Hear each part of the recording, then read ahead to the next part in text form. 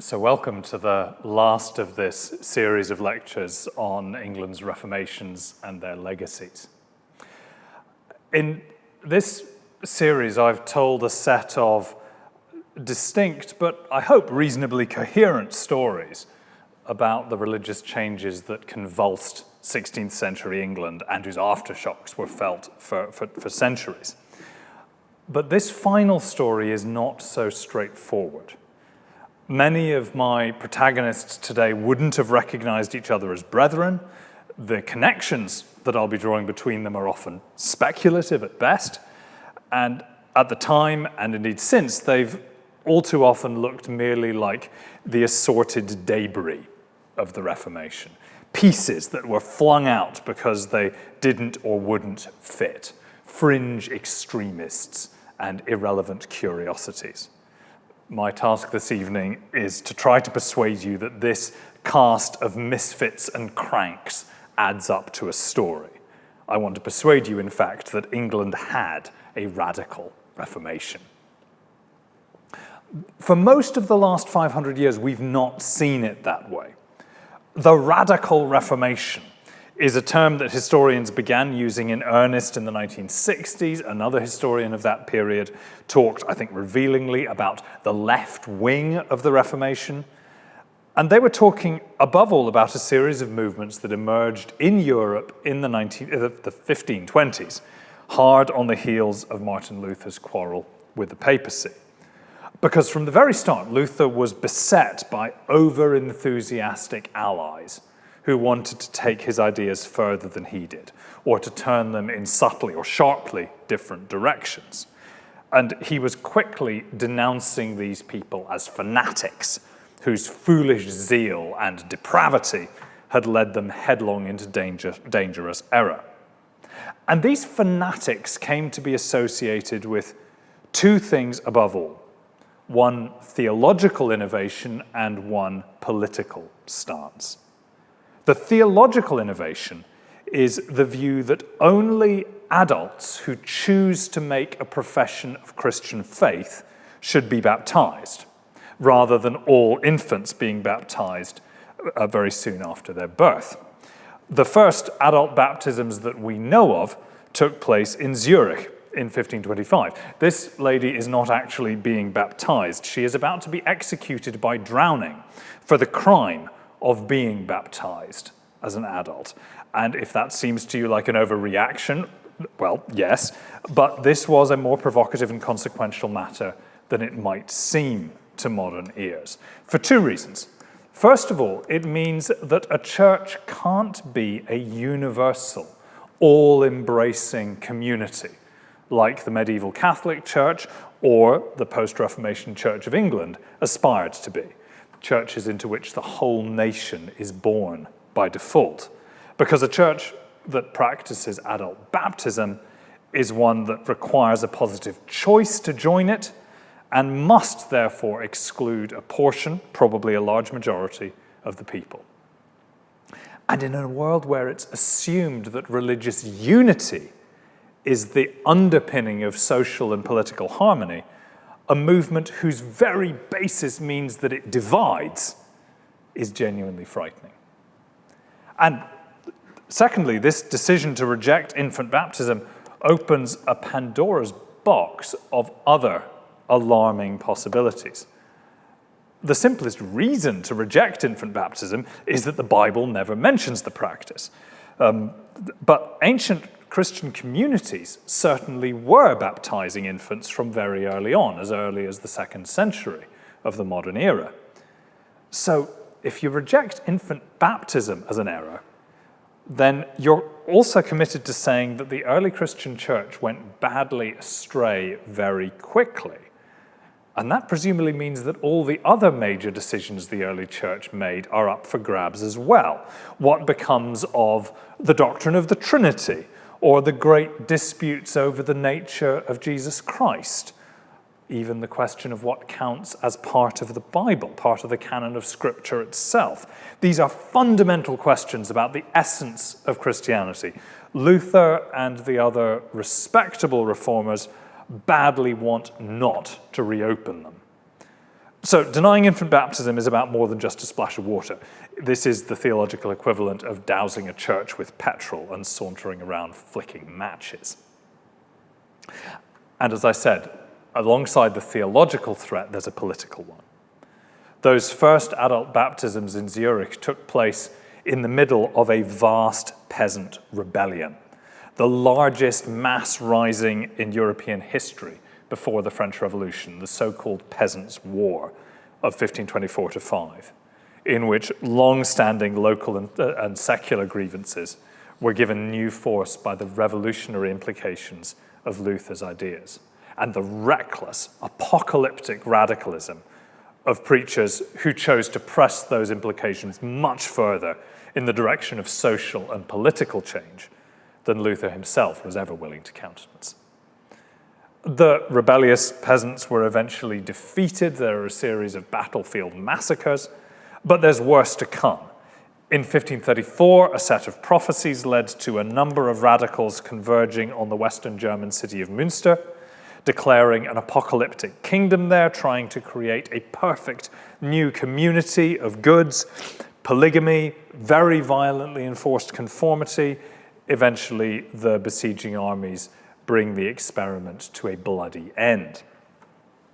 Münster becomes a byword for the radicals. It's the 9/11 of its age, a dreadful warning, destined always to be overheeded.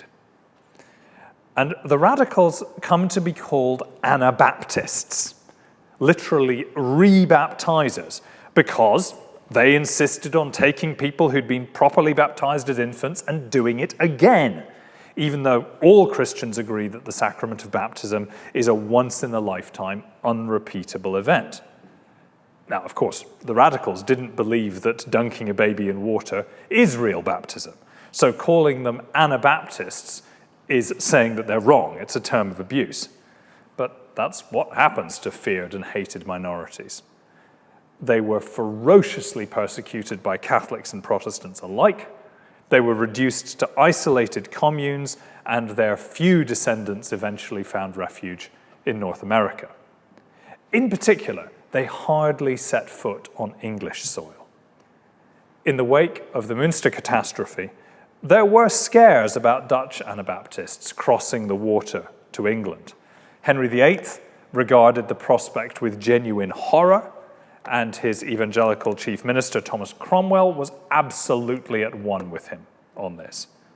As many as 24 Netherlanders were rounded up and executed on the charge of Anabaptism in England under Henry VIII. No one spoke up to defend them, and they have been almost forgotten. You will find no mention of them in Hilary Mantel's otherwise wonderful account of Cromwell's life and work. So the English Anabaptist movement that could have been was strangled in the cradle. And England could claim with a straight face that it simply didn't have a radical Reformation. A few eccentrics, maybe. But England's Reformation was orderly. It was genteel and it was dignified, a world apart from the fanatics and revolutionaries who beset our always over-excitable European neighbours. But the eccentrics weren't as few in number as you might think, and they were more than a scattering of misfits. If we join some of the dots, a larger picture emerges. To see that picture, we need to adjust our frame in two ways.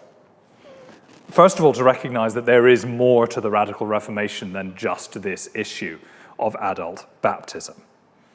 Maybe the single most famous preacher of the Radical Reformation in Germany, the revolutionary Thomas Müntzer, who, as this statue shows, was much celebrated by the communist regime in East Germany. Müntzer was never directly associated with adult baptism, and that's indicative of the breadth of this movement. And we also need to recognize that the boundary between the radical and the respectable Reformations was never as clear or as watertight as those respectable establishments want you to think. The radicals weren't another species or some alien import easily isolated and eradicated. The seeds of radicalism were scattered throughout what Archbishop Cranmer called this world of Reformation. Those seeds might remain dormant for decades, but they could spring into life as soon as the conditions were right. For the first of the dots that I'm going to try to connect for you, we need to look back beyond the conventional beginning of the story, back to the so-called lollards, a loose movement of religious dissent endemic in parts of 15th and early 16th century England, deriving ultimately from the unorthodox 14th century Oxford theologian John Wycliffe. Now, the importance of the lollards has often been exaggerated, whether by their contemporaries, who were sometimes hypersensitive about heresy, or by later Protestants, eager to confect a medieval lineage for themselves. So joining the dots here is an old and a dubious game. It is very tempting to discern lollard involvement in, for example, the Great Peasants' Revolt of 1381, one of whose leaders, the renegade priest John Bull, famously preached that from the beginning all men by nature were created alike, and that divisions of wealth and status were but a yoke of bondage to be thrown off. Was he a lollard? Well, maybe. But regardless, he didn't leave much of a legacy behind him. After a brief flowering in the late 14th, early 15th century, the lollards were firmly discredited, suppressed, driven to the margins. And yet, some of them hung on grimly for another century or so, until the Reformation era itself. These people preached neither John Bull's revolution nor John Wycliffe's sophisticated, idealistic critique of Orthodox religion. They're a persistent presence in some English towns, London, Bristol, Coventry, and in some rural regions, Buckinghamshire, Essex, Kent, Oxfordshire. But they're not advancing. They seem to have had only one unvarying positive doctrine, the conviction that their English Bibles should be freely available. Beyond that, their beliefs are a series of denials. They generally rejected any notion that a person or a place or an object could be sacred. And so they despised priests as oppressive hypocrites. They ridiculed sacraments, sometimes all sacraments, as meaningless. They reviled images and rites and relics, sometimes even church buildings, as mere monuments to superstition. And they're quite ready to deride traditional Christian doctrines that are linked to those monuments. For example, Wycliffe had criticized the doctrine of transubstantiation, the miracle by which Christ's body and blood are made physically present during the Mass.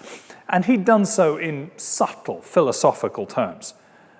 The later lollards, they claim Wycliffe as their inspiration, but they don't use sophisticated philosophy, they use vicious mockery. In an age which reveres the Virgin Mary, they deride her with sometimes crude innuendos. Some of this talk seems to imply deep questions about theological issues such as the nature of Jesus Christ's humanity. But the lollards aren't trying to raise profound theological issues. They're kicking against the pricks. This century-long discontented rumble doesn't pose a serious threat to the church. The numbers of lollards are impossible to estimate, but there's not many of them, not even in their strongholds. Most of them carried on attending their parish churches, pulling faces during Mass, keeping a stony silence while their neighbours prayed, and then jeering at priestcraft in the alehouse afterwards. They met discreetly in each other's homes to read and pray and argue. They had no churches, they had no ministers, they had no structures, apart from informal networks to circulate their forbidden hand-copied books. They've got no more than a handful of sympathizers amongst the gentry and the clergy. The law was enforced against them sporadically. Every so often, a bishop would lead an anti-heresy drive for a few months, often as a means of demonstrating to his Orthodox flock that he means business. And these purges would usually consist of rounding up the usual suspects, most of whom will be induced to recant their errors, with only a handful being, like this unfortunate fellow in the barrel, persistent or unlucky enough to be executed. From the perspective of the hierarchy, lollardy is like a persistent infestation of fleas. It's a nuisance that stubbornly defies extermination. It is not a mortal danger. Now, English Protestants of later centuries often claimed the lollards as their ancestors. Wycliffe has been called the morning star of the Reformation. But in fact, the lollards don't seem to have done an awful lot to prepare the way. Not many of the first leaders of the English Reformation had any visible debt to the lollards. The evangelicals' core message, those first reformers' message, is overwhelmingly about faith, the nature of salvation, and that derives entirely from Martin Luther, owes nothing to the lollards. But the lollards do recognize these new evangelicals as their brethren. They listen to their preachers, they buy their books, and by the middle of the 16th century, at the latest, lollardy has just vanished into this growing Protestant movement, whose critique of traditional religion is much suppler and more coherent, and whose leaders, unlike most lollards, are ready to seal their faith with their blood. But the lollards still have a part to play. In the first fragile years of the English Reformation, those lollard networks provide a ready-made audience, and they're vectors for the transmission of forbidden books. More significantly, English evangelicals, who are painfully aware that their movement looks like a heretical innovation, not an ancient Christian truth, are keen to seize any form of historical legitimacy they can, and claiming that lollard heritage is an obvious gambit. Lollards had never made use of the printing press, but from the late 1520s onwards, evangelicals are publishing old lollard texts like this one as proof that they had a tradition behind them. And that effort continues long after the last people that we can plainly identify as lollards vanished from the record. The English Reformation's great historian John Fox is an early enthusiast for lollardy, and his research assembled a good deal of what we now know about the movement. For him, the lollards are part of a thin but unbroken thread of faithful English Christianity running through the dark centuries of papal tyranny. How far anyone was ever really persuaded by these arguments, we might doubt. But valorizing the lollards and claiming their heritage as your own has consequences. Lollards and mainstream English Protestants agreed on a lot: the centrality of the Bible, the critique of the church and its rights, but not on everything. Lollardy's absolute rejection of any kind of material holiness is much closer to the sharp-edged Reformed, Calvinist Protestantism that becomes dominant in England from the mid-1540s than to the milder, more Lutheran evangelicals of the 30s. And the lollard networks may have helped English reformers to make that jump. But many lollards also held views which went beyond respectable Protestantism of any kind. So let's park them grumbling on the sidelines for a few minutes and look at some of the radical currents starting to surface within the English Reformation itself, which, as we're going to see, pick up on some of those lollard themes. I think you can group those radical currents, the ones that emerge in the century following Henry VIII's break with Rome, into three streams: a perfectionist mystical stream, a separatist one, and a utopian one. And I want to look at each of those in turn. Perfectionist mystical radicalism first surfaces in the reign of Edward VI in the mid-16th century, when the new Protestant establishment is coalescing around a new, hard-edged orthodoxy. This is the doctrine of predestination, which holds that some of us are eternally predestined to heaven, others of us to hell, and all of us are powerless to affect that decree in any way. This is a doctrine which has always struck some people as intuitively repugnant. A small movement of so-called free willers, evangelicals who asserted that God lets them choose their own eternal fate, sprung up in parts of rural Kent and elsewhere.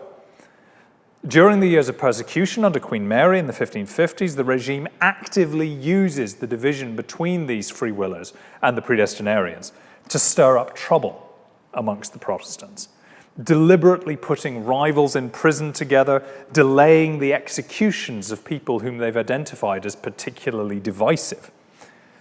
But even with this discreet assistance, the free willers couldn't compete with the predestinarians, whose networks and academic credibility and charismatic leaders put them ahead. So the free willers are outmaneuvered and discredited, and by 1558 their movement has disappeared. Just another dot. But if they vanished, their ideas didn't. In the 1560s, a Dutch mystical movement, who also rejected predestination, began to win English adherents. This movement called themselves the Family of Love. I mean, to modernize, they don't really live up to that wonderfully sinister name. But at the time, they certainly provoked real fear. These familists, as they came to be known, weren't interested in adult versus child baptism. They're like the lollards. They conformed outwardly to established churches. But they're spiritualists. They treat orthodox Christian doctrine as an allegory for their own mystical quest, whose purpose isn't salvation in the normal Christian sense, but inner union with Christ, what they called being godded with God. Unlike the free willers of the 1550s, they followed the rejection of predestination through to its full implications. If they're free to choose their own path, surely that must mean that they're free to choose moral perfection against the standard Christian view of original sin. Maybe, if they're empowered by the Holy Spirit, they could transcend the lumpen business of earthly right and wrong altogether. They could ascend from the darkness of law to the light of grace. There's a wave of panic about familists in the years around 1580, and the sect slowly fades from view after that. But again, their ideas persist.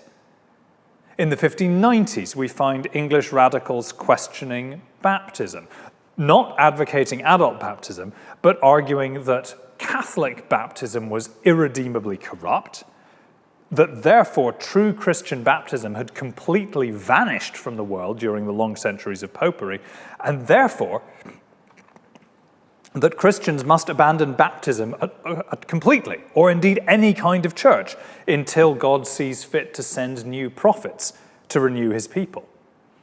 The last two English people ever to be burned for heresy in 1612 held views of this kind. One of them believed that he himself was the new John the Baptist. Now, these are extreme and eccentric positions, but a broader and more troubling variant of familism would soon emerge. A renowned London preacher named John Everard discovered this spiritualist tradition during the 1620s and immersed himself in medieval mystical writings. He came to believe that the Bible was symbolical and figurative, a dead letter which could not be compared to what he called the inward word, the law of God written in our hearts. A scattering of other zealots were becoming disenchanted with the English Church's Calvinist consensus and what they saw as its arid moralism. Establishment doctrines might be intellectually neat, but they didn't seem adequate to describe the inward experience of assurance, of grace and free forgiveness that these folks had found. So when that Calvinist consensus is broken up by the counter-revolution led by King Charles I in the 1630s, the spiritualists are ready. Soon, London's underground radical scene is teeming with tiny splinter groups embracing spiritual union with Christ, downplaying any talk of sin or judgment, even abandoning relics like conventional prayer or faith in bodily resurrection. This might all seem alarmingly unorthodox, but what made it dangerous is that it arose so naturally from mainstream Protestant religion. The mystical texts, which Everard was so enthusiastic about, were also favourites of Martin Luther's. The notion of grace transcending law is one of Luther's signature doctrines. Talk about free forgiveness, longing for inner assurance, worries about the corruption of inherited Catholic rights, wanting to rise above the carnal and embrace the spiritual. This is all vanilla Protestantism. Mystics and perfectionists aren't a different species from their orthodox neighbours. They are a variant, easily similar enough to interbreed. That's what makes them so frightening. And the same is true of my second strand, the separatists. I've talked before in this series about how the notion of the Church of England, a single universal church embracing the whole nation, matters deeply to the English reformers' sense of themselves. Most of the so-called Puritans who yearned for further reformation nevertheless remained deeply committed to that unified national project. This often involved painful negotiations with their consciences. A recurrent story during the late 16th, early 17th centuries is of the Puritan minister who tries to hold down a church position of some kind, then refuses to conform on some point that his conscience can't swallow. It might be vestments, it might be the use of the sign of the cross during baptism, or kneeling to receive communion. There are plenty of tripwires. Whatever it is, this man is eventually forced to choose between giving way or being deprived of office. Many such people resigned themselves to a miserable half-life, maybe working as private tutors, still attending the worship of a church that they held to be dangerously corrupt. Such people thought of themselves, rightly, as faithful members of the Church of England. But they were also something else. They belonged to a brotherhood of the self-styled godly. They sat in the pews alongside their carnal neighbours. They didn't pull faces, they didn't jeer in alehouses, but the heart of their religion was somewhere else, in the sermons and lectures that they travelled to outside their home parishes, in the informal gatherings with sympathetic ministers, where they delved deeper into mysteries of the faith, or in godly conference with one another in private houses. Like the Lollards before them, they're a church within a church, and not much love is lost between them and their conformist neighbours. That final step into schism, then, is momentous, but it's also natural. If the Puritans are slow to take that step, it's partly because the government takes a very dim view of open separatism. The only foolproof way for an English Protestant to leave the Church of England was to leave England. During the 1570s and 80s, the substantial expatriate communities of English merchants in the Netherlands become hosts to separatist congregations, modelling what a reformed English church might be. Now, most of these communities are Presbyterian. They still wanted an all-embracing national church, just a different one, free from bishops and all the other popish compromises. There are plenty of Presbyterians in England too, most of them unhappily remaining within the national church, some of them eventually taking the dangerous step of forming clandestine communities of their own. But a few go further. England's early separatists became known as Brownists, although Robert Brown, who tried briefly to found a separatist congregation in Norwich in 1581, and then a more enduring venture in the Netherlands later in the same year, Brown had actually returned to the bosom of the Church of England by 1585. This is the rather awkward memorial to him, awkward because it's in the grounds of the Anglican Church, where he served for many years as its conformist minister. Brownists or independents or Congregationalists didn't want to be a universal church at all. More modestly, more dangerously, they simply wanted to form godly communities of their own, recognizing that the faithful would only ever be a remnant in a world filled with reprobates. So they're implicitly abandoning the whole notion of a unified Christian society. Now, these little communities hung on in exile, and the Dutch are welcoming enough, but it's hard to see what their future might be. They feared that they would eventually lose our language and our name of English. And then in the 1610s, a new possibility appeared. England was, after several false starts, beginning to establish colonies on the North American mainland. English government being what it is, the project was being done on the cheap. Settlers who funded their own colonies could buy themselves a remarkable amount of freedom, including in religion. The English Congregationalists in Leiden began negotiating just such a deal with King James I. When the Mayflower eventually sailed from Plymouth in this isn't the real thing, obviously, it's the reproduction built in the 1950s, whose builders claim that it is probably quite similar to the original. Anyway, half of the 100 passengers on that original Mayflower were former Dutch exiles. An American colony answered the Congregationalists' dilemma. How could they be faithful both to their consciences and to their nation if the only solution involved crossing an ocean and settling in an environment so hostile that it killed fully half of the settlers in their first winter? Well, so be it. The name for their settlement tells you everything. New England.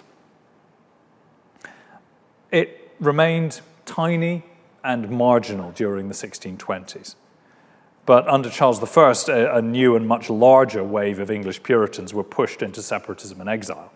1,000 more Congregationalist pilgrims arrived in Massachusetts in 1630.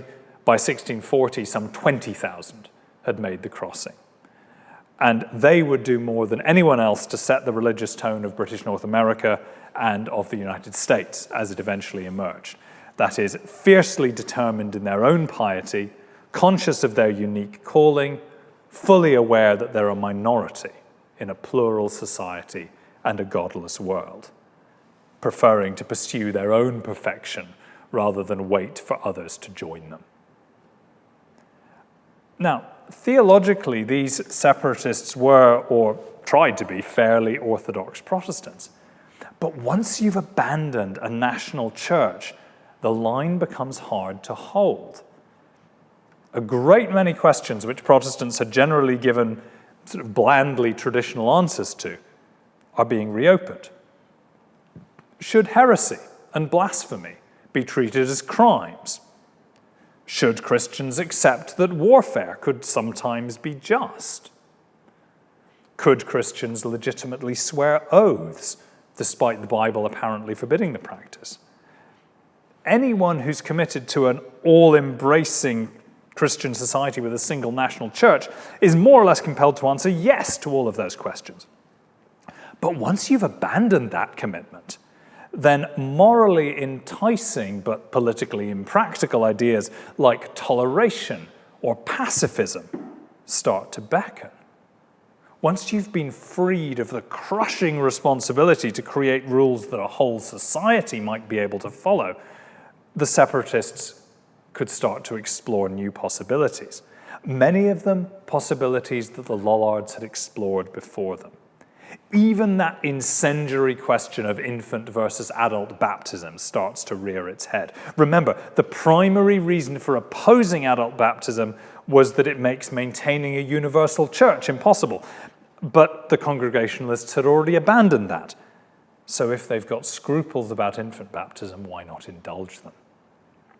So my first two streams, separatist radicalism and perfectionist perfectionist mystical, blend into each other.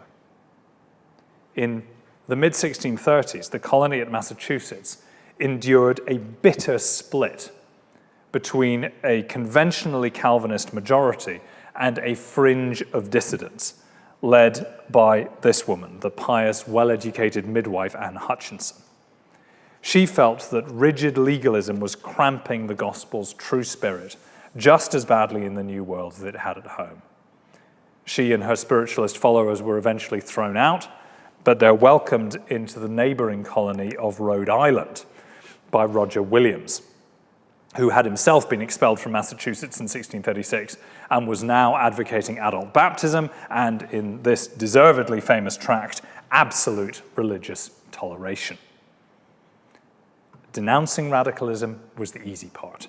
Preventing it from spreading is a different matter.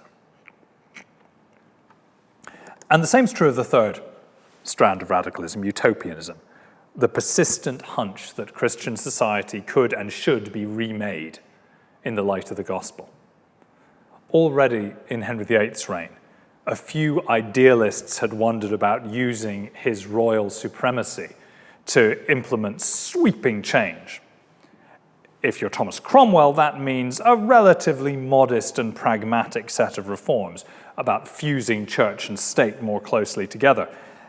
If you are Cromwell's excitable protege and informant Clement Armstrong, that means a wildly implausible scheme which envisages a comprehensive system of moral surveillance covering every household in England, using the king's newfound spiritual authority to impose systematic godliness on his subjects. This is a world of reformation, and plenty of people in it are well aware of the old saying that you should never let a crisis go to waste.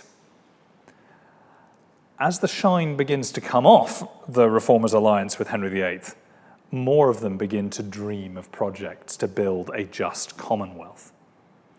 And at the center of most of those concerns is money.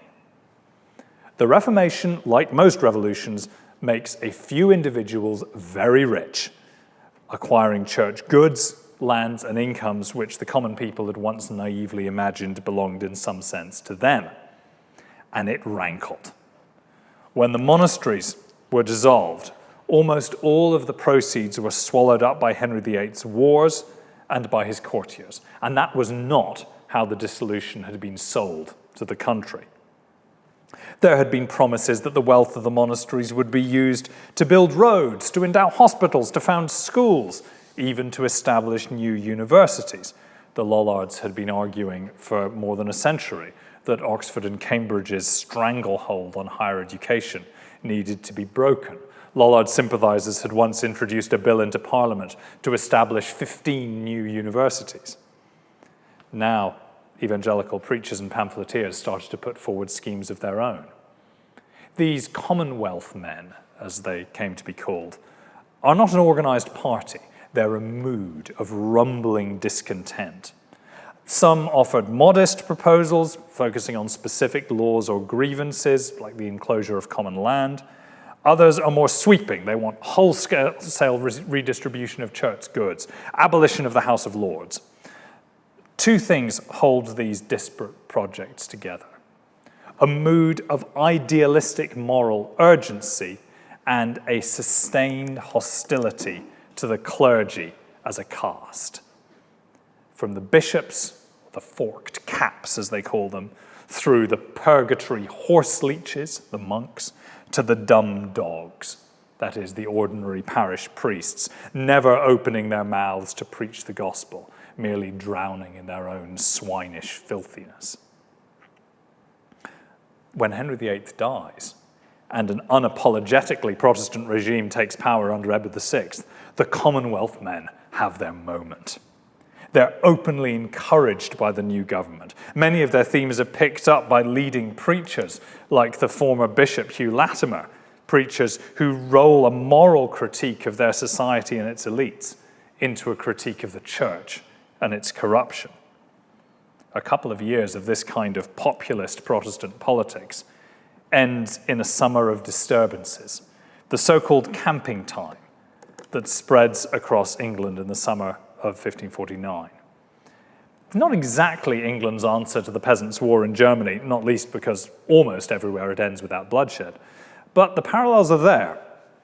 The key difference is that the English peasants who gathered themselves into encampments, broke down the fences that had been erected enclosing common land, sent demands for redress, generally believed that the government sympathized with their concerns. And they may have been right to a degree.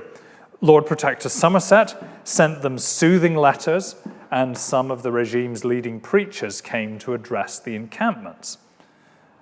One reason that the government's conciliatory is that it's painfully aware that it just doesn't have the resources to suppress risings on this scale. Soothing noises are all they've got. Protector Somerset's horrified colleagues in government deposed him in a palace coup later in the year, and that's the end of dangerous populism from the Protestant regimes. All that is left is an enduring popular memory of the good Duke and a sense that the radical preachers are on the side of the people. Under Queen Elizabeth, utopian talk of this kind is not encouraged. But suppressing it doesn't make it go away. Sometimes it gets blurted out, which usually costs somebody their career or their head. Sometimes it's hidden inside coded critiques. This tract may look like a coded critique, but if you read at the bottom where it's claimed to be printed, overseas within 2 furlongs of a bouncing priest, you'll see that it's not very coded at all. In fact, it's printed on a clandestine press in England, and its printers led the regime a merry chase before eventually being closed down. These sorts of themes are naturally picked up by our other 2 groups of radicals, the spiritualists and the separatists. The regime tries to suppress utopian anger against priests and their ways by insisting that the new ministers of the Church of England are quite unlike the popish priests of previous generations. They're set apart not by sacramental ordination or tonsure or the mumbling of Latin, but by godliness, by learning, and by orthodoxy. And so the argument went, these ministers truly deserved the reverence and obedience which their popish predecessors had falsely claimed. You didn't need to be especially radical to be suspicious of that bait and switch, merely to notice that not all of the new Protestant ministers were everything that they were cracked up to be. Before long, radicals are starting to question the entire notion that a minister needs university education, a notion which once again supports that stranglehold of the 2 universities. Surely, they asked, it's better to be filled with the Holy Spirit than with human knowledge. Maybe knowledge, which puffs the educated up with delusions of grandeur, is actually an obstacle to true godliness. Maybe true Christians should go back to Martin Luther's doctrine of the priesthood of all believers and reject the idea of a separate ministerial caste completely. Now, these different contradictory radical voices, my 3 streams, don't constitute a single, uniform radical reformation. But they're not disconnected either. They're tied together at both ends of our period. At the start, in the sense that all of these radicals stood in succession to the Lollards. I'm not claiming that a living tradition of Lollard radicalism endured throughout our period, although that is possible. There are certainly intriguing signs that the same villages, even the same families that provided Lollard suspects in the 15th century were still hotspots of radicalism in the 17th. And if we can't quite see how that tradition was transmitted, that's no reason to deny its existence. More substantially, the way that the Protestant mainstream celebrated and memorialized these Lollards kept their radical heritage alive. The Protestant historian John Fox carefully recorded how Lollards had formed separatist conventicles, had argued passionately for justice for the poor, had rejected the use of oaths, had deplored any kind of established ministry, and in some cases had embraced pacifism. Fox doesn't actually endorse these views, but he doesn't condemn them or edit them out either. And It's no coincidence that Fox himself held some disturbingly radical views. In particular, his conviction, which was highly unusual for the time, that executing people for their religious convictions, no matter what those convictions might be, was wrong. For a century or more, radicals eagerly cited the Lollards, whom Fox recorded, as precedents for their own convictions. Still, let's not get this out of proportion. All of the dots that I've been connecting are still dots, a few scattered voices and short-lived movements. What draws them together is what happens at the end of our period, the extraordinary breakdown of the 1640s, when all of these streams flow together.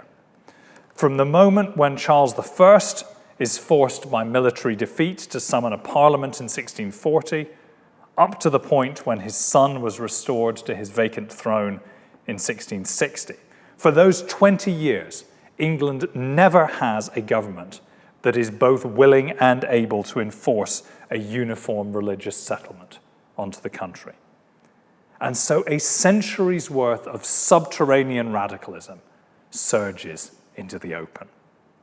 Congregationalist churches spring up as newly liberated Puritans get tired of waiting for national reformation and decide to force the pace. The Civil War of 1642-6 sharpens the mood. Middle ways vanish amidst the killing. From 1645 onwards, the reorganized parliamentary army becomes a vast armed seminary for apocalyptic radicalism. Once the war's over, it's that army which finds itself at the center of political power. To the horror of most of the nation, the radicals are on the march and no one can stop them.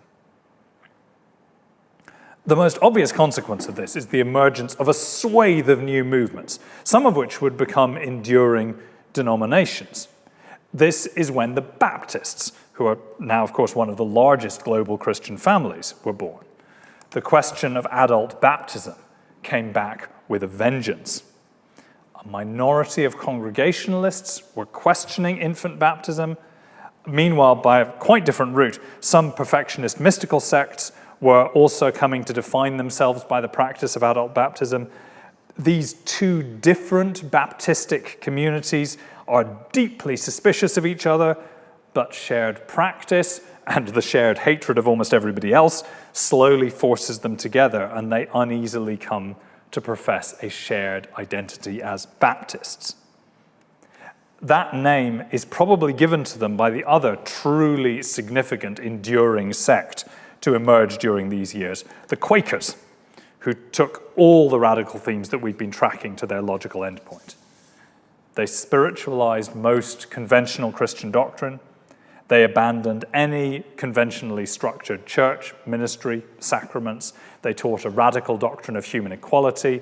They professed pacifism, although not quite as steadily as they liked to remember in later years.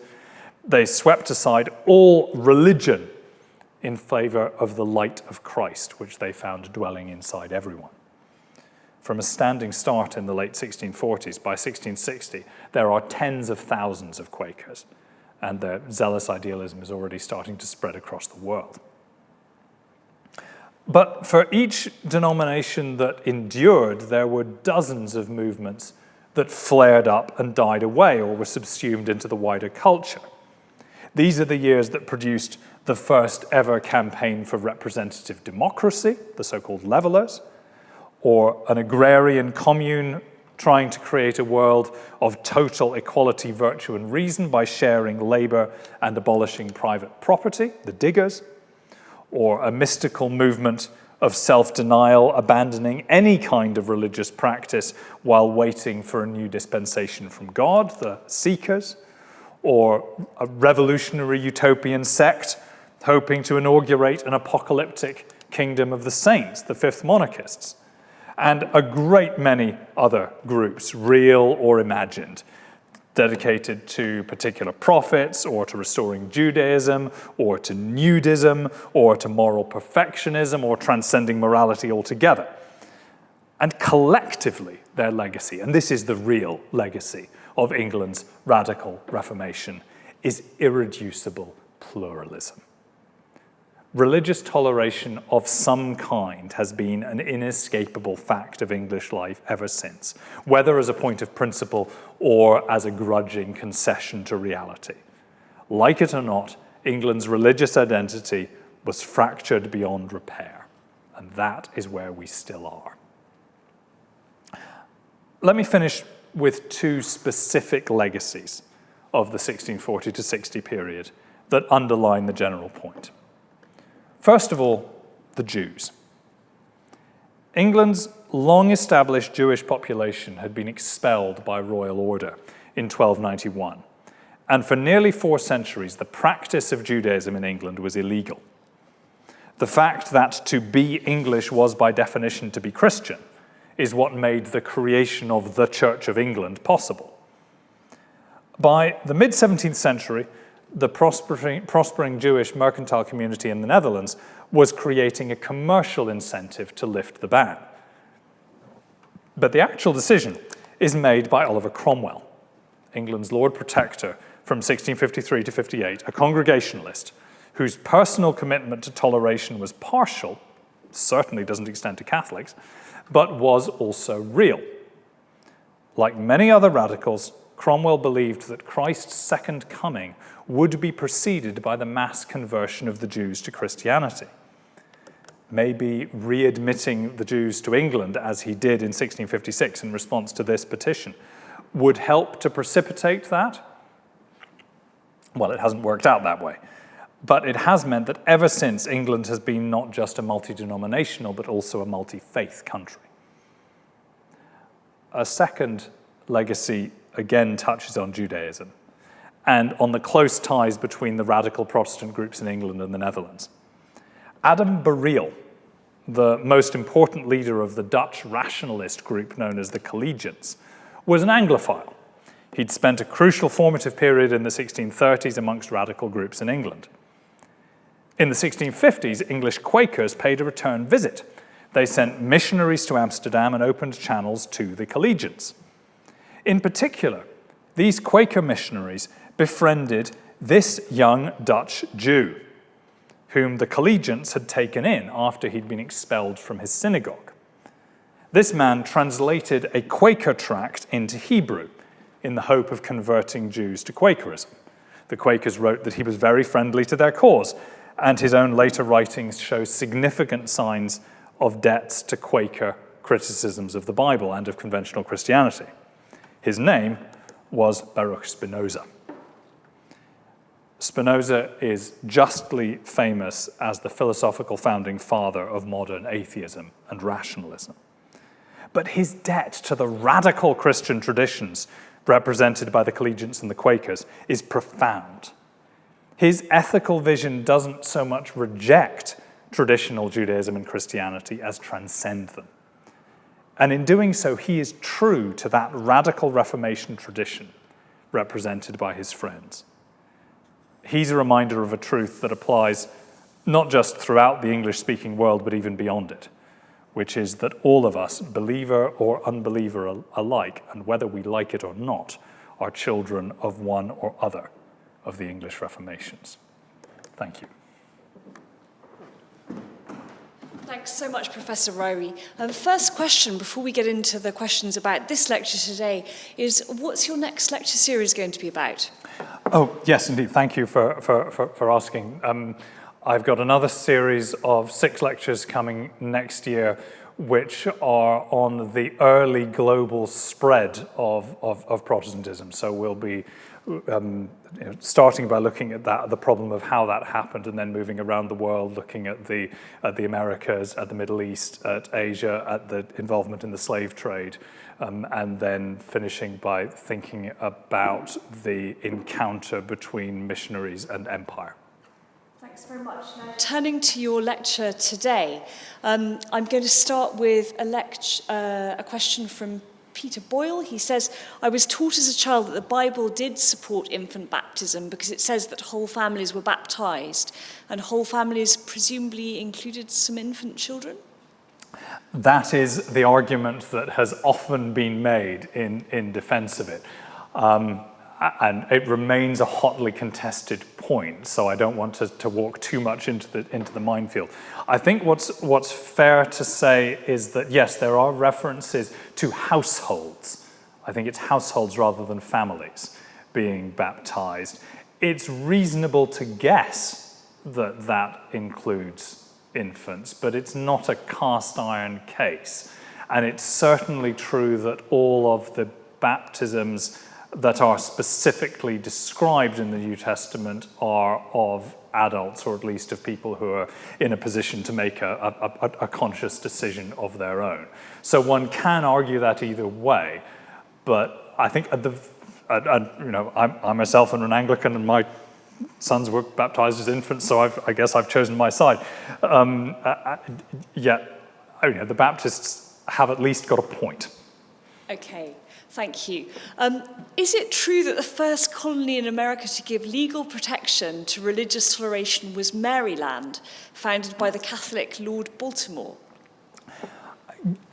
It's certainly true that the Marylanders write that into their constitution, and so it's a proud claim that Maryland makes, and it's not wrong. If we had a representative of Rhode Island here, I think they would want to advance the claim for the priority of that colony. And again, this is a fight that I don't want to get into the middle of. I think that the strict priority between the two may be less important than the different approaches that the two sides are taking. From Maryland, the wish to create a space which is safe for Catholicism and therefore, by extension, for others, pushes them in this one direction. The Rhode Islanders, who are trying to create a refuge for radicalism, which is not a very Catholic-friendly place, but is open to different kinds of people around the fringes of the Christian community, takes them in a different direction. And there's indeed something else happening again in Pennsylvania. Thank you. Would it be fair to say that the wave of lollard ideas you've described washed up in the Putney debates? That's a real stretch. The Putney debates is this moment in the wake of the English Civil War when it's only relatively recently discovered. It's forgotten for a couple of centuries. When the levelers in the New Model Army are putting forward the case for something which, to our modern eyes, looks very much like representative democracy and universal male suffrage. There are at best echoes of some lollard themes, but it requires some pretty careful examination from the eye of faith to draw a direct link there. I'd love to believe that was so, but I'm not aware of any evidence making the direct link. Another question here about French Huguenots. What was the place of the French Huguenots who fled Catholic France for England, among other places, beginning in the mid-16th century? Where do they fit within the radical and reforming Protestant groups in England in this period? That's a really good question, and there's several. I don't want to spend too long talking about it because there's potentially a lot to say. In the earliest years of the Reformation, so in the mid-16th century, the presence of this relatively small number of both French and Dutch refugees. They're really important in helping to seed the English Reformation, but much more within the kind of Reformed Calvinist mainstream. Certainly the French, the Dutch, a slightly more eclectic group, tend predominantly to come within that group. And indeed, thereafter, as the Huguenots establish their sort of tenuous legal position in France after the end of the Wars of Religion in the 1590s, become pretty tightly defined within that Calvinist orthodoxy. So they're not really pushing into these radical themes. But then there's a big wave of Huguenot immigration into England in the 1680s and 90s, after the toleration for Huguenots in France is revoked by Louis XIV in 1685. It produces, I think, proportionately the largest wave of immigrants that England has ever received. And lots of these people show up and are integrating themselves into the lives of the English church. Most of them are, in theological terms, entirely orthodox Calvinists and are at least willing to fit into the existing mainstream denominations, the Church of England or the mainstream dissenting denominations. But there are more radical voices amongst them. I mean, the most famous of those would be the group known as the French Prophets, who in the wake of the Camisard Rebellion in the early 18th century, in the 1706, 1707, are talking up apocalyptic prophecies, which they stir up a short-lived but genuine excitement. The Bishop of Worcester is on their side, as if that's a sign of reaching to the heart of the English establishment. So the contribution that Huguenots make to this story at various stages is very, very considerable, but it pushes in several different directions. I've got one final question. What is the reason for Unitarianism's survival in the midst of such a profusion of beliefs? Unitarianism, I should probably have mentioned, is perhaps one of the natural consequences of this sort of radical proliferation. This is the umbrella term for a series of different Christian or Christian-derived movements which question traditional Christian Trinitarian theology, and which usually involves denying the divinity of Jesus Christ, and that has various fairly significant knock-on effects for other aspects of Christianity. It is there in the radical mix during the mid-17th century. Anti-Trinitarianism, as it would be called then, is one of the themes that's emerging.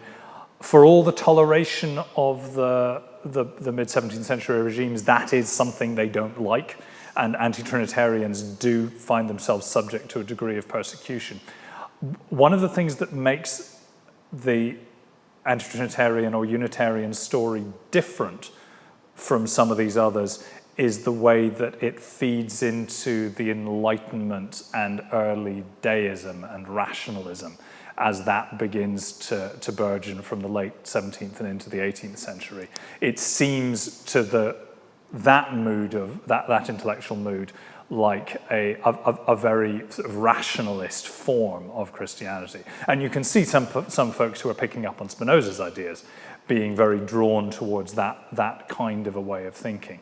So, I don't want to suggest that Unitarianism is simply a staging post on the way to atheism, as has sometimes been said. It's clearly a tradition with its own authenticity and genuine spirituality. But it is the case that for a number of people it does serve that purpose. And it's certainly seen by its enemies as serving that purpose. So it becomes woven into the story in that kind of a way. Thank you so much, Professor Ryrie, for the fascinating lecture. Thank you all for coming. We hope you enjoyed the lecture, and we'll be sending you a link to the video and transcript in a couple of days' time. Please do sign up to our newsletter to hear about the next series, which we're sure is going to be fascinating too. Thank you. Thank you.